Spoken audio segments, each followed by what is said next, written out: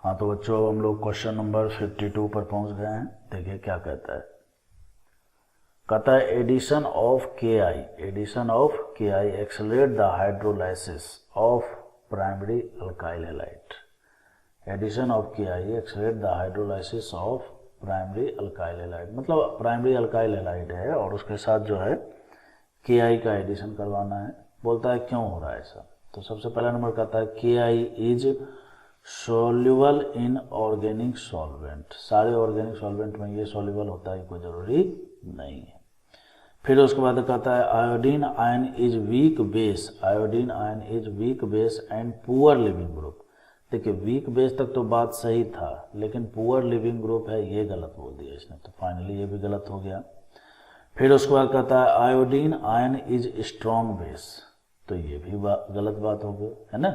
हम जानते हैं बेसिसिटी जो है क्लोरीन का ज़्यादा होता है, फिर क्लोरीन का होता है, फिर ब्रोमीन का होता है ना, और फिर आयोडीन का होता है। जानते होंगे आप, इन्वर्सली प्रोपोर्शनल टू साइज होता है।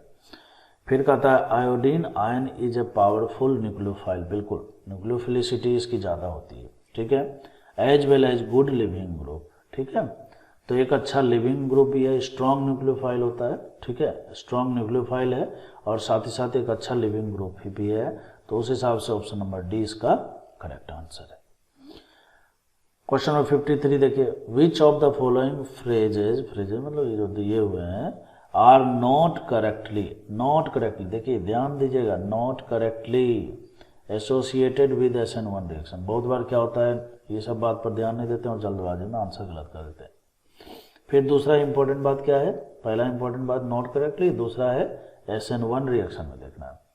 तो कहता है कि SN1 रिएक्शन में रीअरेंजमेंट होगा क्या। रीअरेंजमेंट इज पॉसिबल, बिल्कुल पॉसिबल होता है। क्यों? क्योंकि कार्बोकैटायन बनता है। तो सबसे पहले हम सही स्टेटमेंट ही ढूंढ लेते हैं, ठीक है।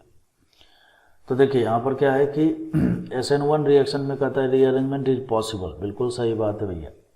फिर उसके बाद कहता है rate is affected by polarity of solvent. इसका मतलब समझते हो क्या?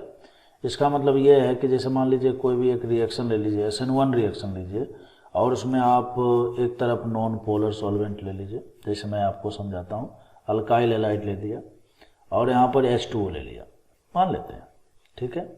और इस तरह से 3 सॉल्वेंट ले लिया हमने।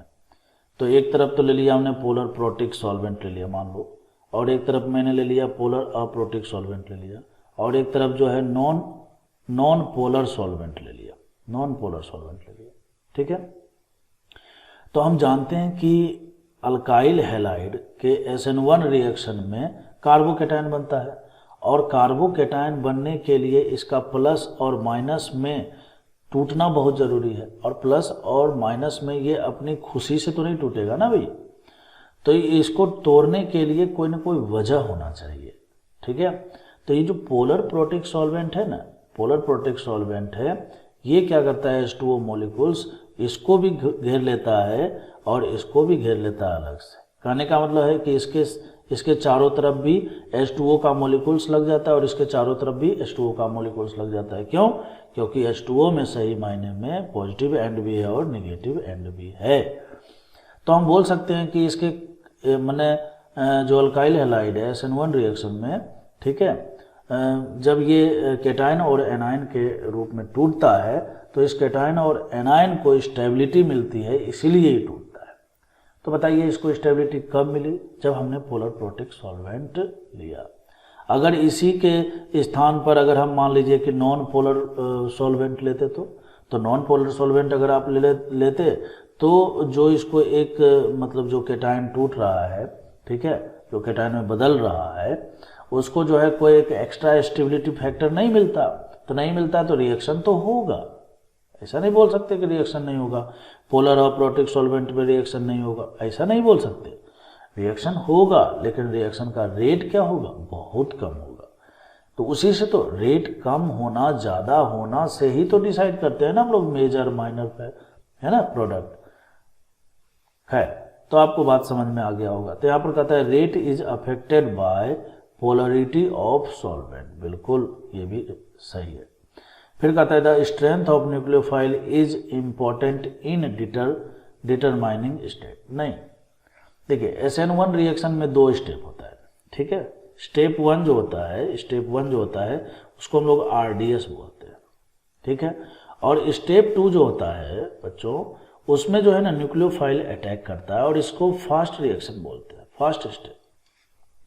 तो कहता है strength of nucleophile is important in determining step, नहीं, तो ये न्यूक्लियोफाइल तो सेकेंड स्टेप में मतलब अटैक करता है ना, ठीक है। तो सेकेंड स्टेप में अटैक करता है तो ये तो इसके रेट पर मतलब RDS पर तो बिल्कुल भी डिपेंड नहीं करता है, तो इसका हम लोग ये गलत लिखा हुआ है, तो ये गलत हो गया। फिर कहता है रिएक्टिविटी सीरीज जो है टर्सरी 3 डिग्री 2 डिग्री 1, बिल्कुल ये बात तो बिल्कुल सही है।